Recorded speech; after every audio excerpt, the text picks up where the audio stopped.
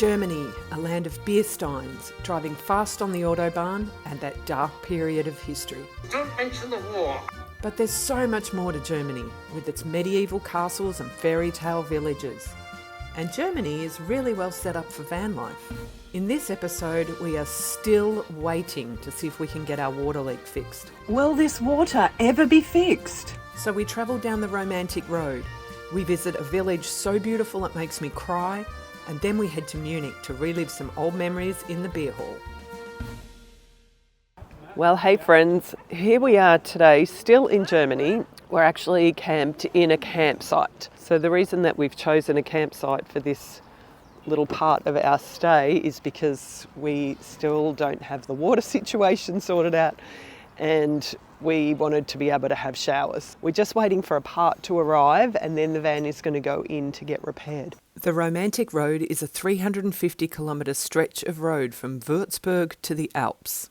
It passes through many small villages. Probably the most famous and the most visited is Rothenburg ob der Tauber. I had wanted to visit this village since I was learning German language over 30 years ago. So this is the old city walls. Cool, it's very one lane. Yeah, it's crazy, hey? They've all got to wait. Oh, this is so cool. The old moat. Rothenburg ob der Tauber is around 750 years old and is a beautiful fairy tale village inside 14th century walls. The town features cobblestone streets, half-timbered buildings and an impressive main square. Walking into the centre of town is like walking back in time. Sue's getting all emotional. Crazy, eh? Wow, we thought we'd seen it all, but then we get into here. Wow, it's quite beautiful. We've made it to Marktplatz, which is like the main square. I'm a little bit overwhelmed. It's kind of hard to know what to film and what to take a photograph of because everything is just so beautiful. I think the fact that we're kind of ill. I'm blaming it on being ill. We're like, you know, That's just what's the wrecked our emotions. sight of something so beautiful. Yeah. It's kind of hit us with a 6. Prost. Prost, meine Schatzi. This is what we came back to Europe for.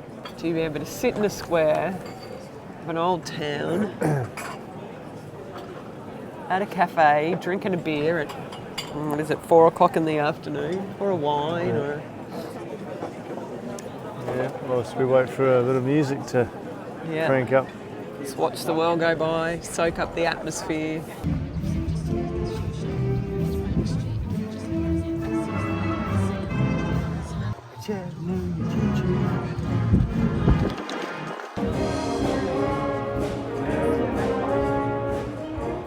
Okay, so the band wasn't exactly German, nor were they playing German music.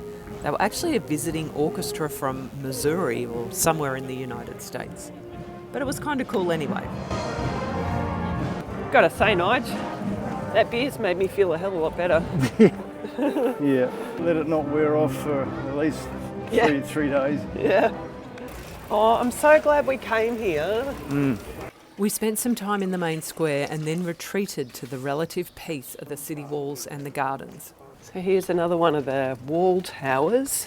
Is it saying your best German? So that's the name of it, Scheune, and it was built in the second half of the 14th century. Oh wow, 1300 and something. That's nuts, isn't it? Wow. And you come out here and there's these beautiful gardens. Yeah.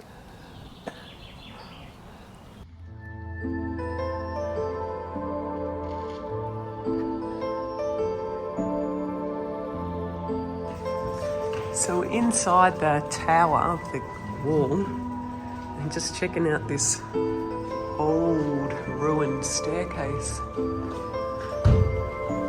at the layout. It's so cool.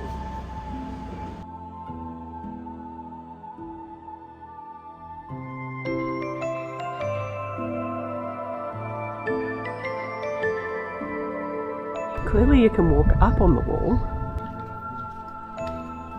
So we're going up onto the wall. Wow. This gives you a different perspective. We're not quite high enough to see a lot. We'd have to get up the tower, but the tower is unfortunately closed. I'd say it's a good, what would you say, good 8 metres up this. We drove on to Dinkelsbühl, said to be the most beautiful old city in Germany. I'm going to drive through the old town. Okay, Siri, we can't go that way. Good on you, Siri. It's stitching me up again.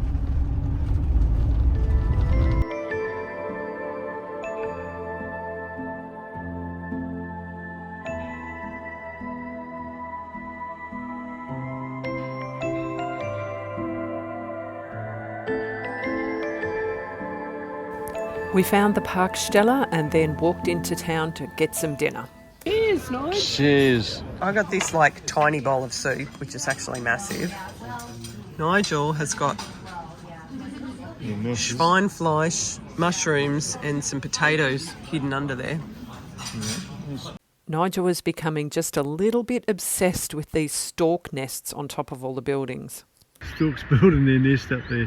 How many storks nests have we seen lately? There's like 4 storks up there. We just saw one fly up with this massive big pile of twigs. Good morning, friends. Well, here we are at yet another one of these Wohnmobilstellplatz or motorhome parking places. And I just wanted to show you around these a little bit. It's quite different from campsites in Australia. So this is just a parking lot and you can pay to stay here by the hour or for 24 hours. Now the cool thing about these is they have a electric hookup. So basically you just put your coins in there and we currently have, can't quite read that, 85 cents left. I did put a whole euro in this morning, probably didn't need to. I put 50 cents in last night, it ran out overnight. I probably could have put some smaller coins in this morning. We will stay parked here while we walk into the old town. It's right on the edge of the old town. We walked into the old town last night and we're going to walk back in there again today. So you just use this little machine here to pay for your parking. You can even change it to English. You can pay with card or coins. Quite a few of them you can only pay with coins. And I think it cost us €8 for 24 hours, plus the €1.50 I've paid for electricity. The other thing that they have here is they have a dump point and a water station. Water you also pay for. This is the water station here. The water tap is quite a skinny little connection here. But yeah, you just put some coins in there too to get your water. This is the dump point, so it has a nice little nozzle there. And also if you'll notice that this little section here is all sloped down, so basically you just drive onto there and release your grey water tank. So this is different from a campsite that has toilets and showers and those other sort of facilities, in that it's designed for self-contained motorhomes, which most of them here in Germany are. So where we've been staying is just outside the old city walls, and we're about to walk through the old city walls and into the old city. So we just noticed this tower, which is one of the towers in the old city walls, and we're just saying, wouldn't it be cool to live in there and have that tiny little bit at the top as your bedroom? See the stork's nest up on the top of there with the stork in it. Another stork up there. Another one up there. Oh, more storks. Nigel thought that was a baby stork,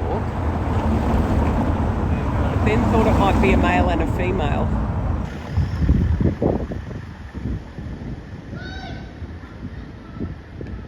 Here we are in the information centre, and I just discovered that they've got must have a camera up on the roof, and here's the live footage of the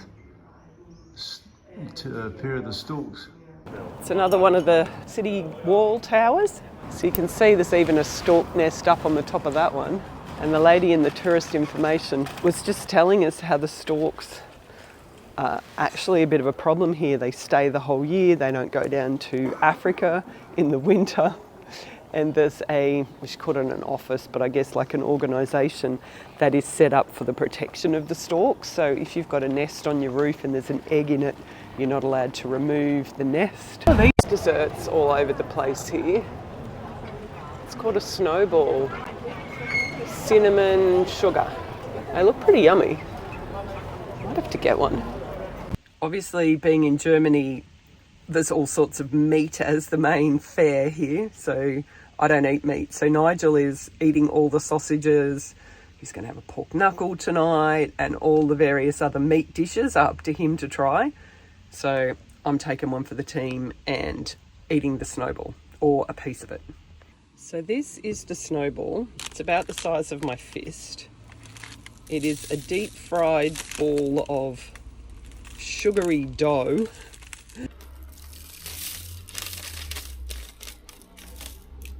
Let's do this.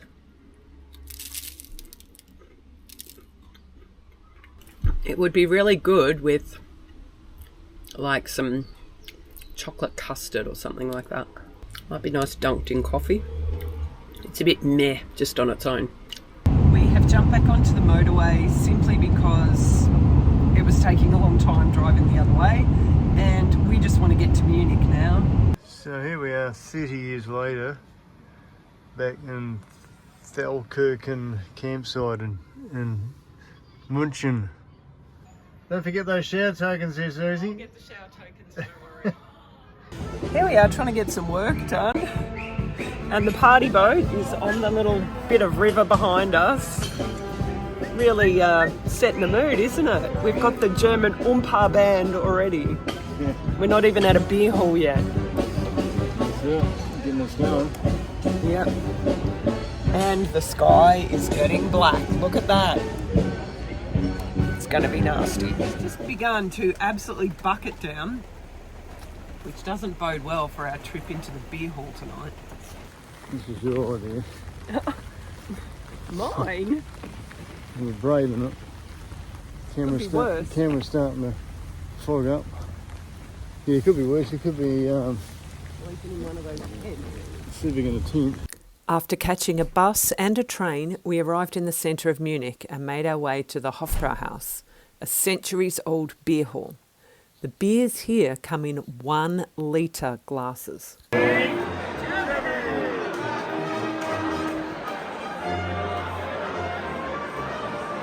Along with giant beers, they serve giant meals.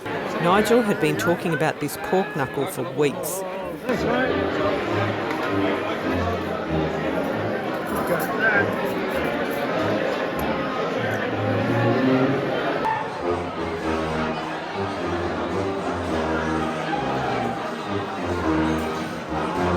Look at this thing. It's like half a kilo of pork.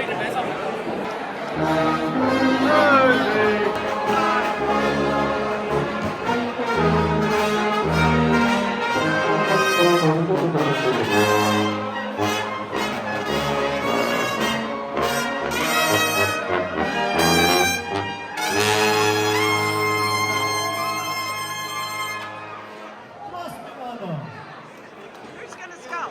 Here he goes, here he goes, here he goes.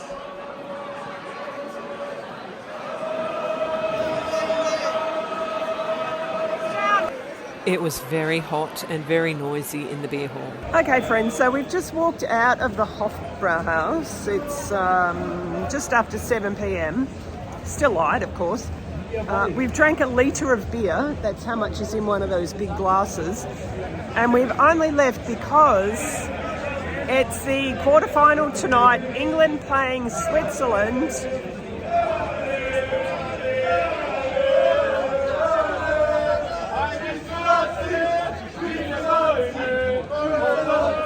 So we're going to join the crowd here at this Irish pub. Switzerland scored just after we arrived.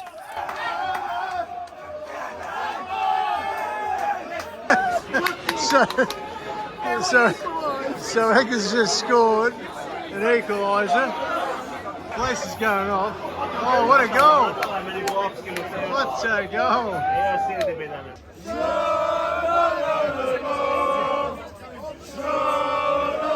The game's not even finished yet.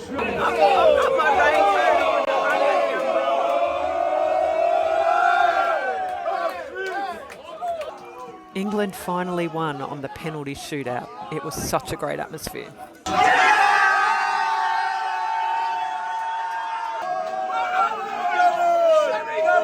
It's 10 o'clock at night. We're at the Glockenspiel. It may be about to do its thing. Then again, maybe not. So there was really only one thing left to do. We went back to the beer hall.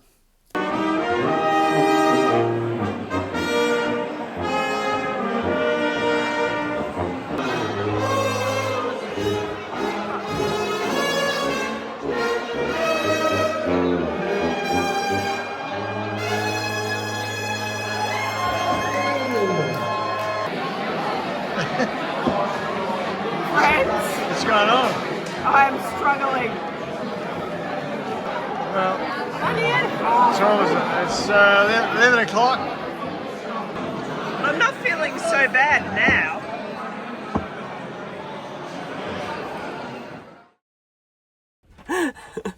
So today it's pouring. Well, it's not pouring, but it's just miserable, isn't it?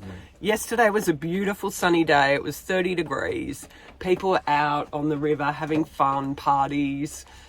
And then at what time? Swimming, like, you know, in their skimpies, you know. Yeah. It was warm. It was hot yesterday. People swimming around here. And then about 6 o'clock, the heavens opened. And today it's 14 degrees and just drizzly rain. It's just miserable out there. And we're staying in this campsite that we stayed at when we worked for Kentucky. Yeah, and if it was ever raining here, which is quite often, it just made the stay here at this campsite. It's hard to, you know, I don't want to be negative, but it's not a welcoming or friendly sort of campsite, is it? Well, the guy at the front desk was lovely yesterday. He was very friendly. I don't know, yeah. But just the actual... That atmosphere here is... The atmosphere here is kind of, yeah. It's a bit grim. I feel like we've had a bit of a relapse today. I'm calling it that and not the 2.5 big steins of beer we had last night. Yeah. Oh, it's just... Yeah, that was fun. It's just the week. Anyway, we are going to head off because we have to make our way back up towards Würzburg to get this thing fixed in the van, the water. Finally! Tomorrow that's going to happen. Breakfast time in the new van. Nigel's making himself an omelette. There. And I've just had to go and feed the electricity meter to plug in the toaster so I could make Vegemite on toast. Real Antipodeans that we are. Fingers crossed, this morning we get to the bottom of why the water is pouring out from under the bathroom sink and get that fixed. Let's hope today is a good day. So this is where we've brought the pos to get fixed. Yep, there it is. Inside, so we'll go in and see how they're going. Perfect. Most important, underneath. So the problem was with the old faucet. Where was it leaking? Ja, it's okay. Also ist dicht jetzt. Also wir haben es getestet. Sie können gerne Ja. da unten gucken. Das ist Die alte war undicht, der alte. Ne? kaputt. Ja, eventuell ein Frostschaden oder einfach eine Dichtung, die kaputt gegangen ist. Is there not water there now, Nige? That's good. It's all good? All good? Alright, everything's been repaired apparently. We can be on our way. Today is like actually, Nige, the first day that we don't have to wait around and go somewhere and have an appointment with the whole getting the van registered, transferred, problems fixed. So we're now a bit free. we're a bit freer, aren't we? Yeah, it's amazing. It's a great feeling. We can go where we want to go, not where we sort of have to go or need to go. Okay, hey friends, so we just wanted to address a couple of questions and comments that we had in last week's video regarding the water leak. Obviously it is fixed now, and a few people have asked why didn't we check the water when we first picked up the van, and how could the dealer not have known that there was a water leak in the van? Pretty fair questions. Simple answer is that the dealer did explain to us that they didn't have the capability of filling up the water tank for us, but there was enough water to at least check that the taps were working, so which was the case. It wasn't until we filled the tank up that there was sufficient pressure in the system to basically push the water through that leak, even without any taps running. That might have created the leak right there and then, because there hadn't been any water in it for a long time. A lot of people have also talked about how with these European vans, often the pipes will freeze over winter, and then when they thaw out again, they can sometimes crack. So fortunately, changing out the tap was a quick and easy fix. So we also do want to point out that the dealer, Best Car and Camper, were absolutely fantastic with their after sales service. So yeah, we can't thank them enough for helping us get this issue fixed. And not only that, which obviously they were obliged to do, but even, you know, being super helpful with things like translating for us when, you know, things were a little bit difficult for us, and taking a phone call on a Saturday to get that fixed. Yeah, so Carmen, Johan, Ruda, who's the gentleman that was taking calls on Saturday, I believe. Thank you so much. And subsequent to that, they were also very helpful with what's going on here.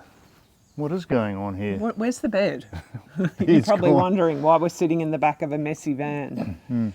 Join us over the next couple of weeks as we turn this factory-built Purcell, affectionately known as Pos, into what we're calling, kind of jokingly, but we're turning it into an off-grid beast. Of sorts. So thanks so much for watching this one, and we will see you next time. See ya.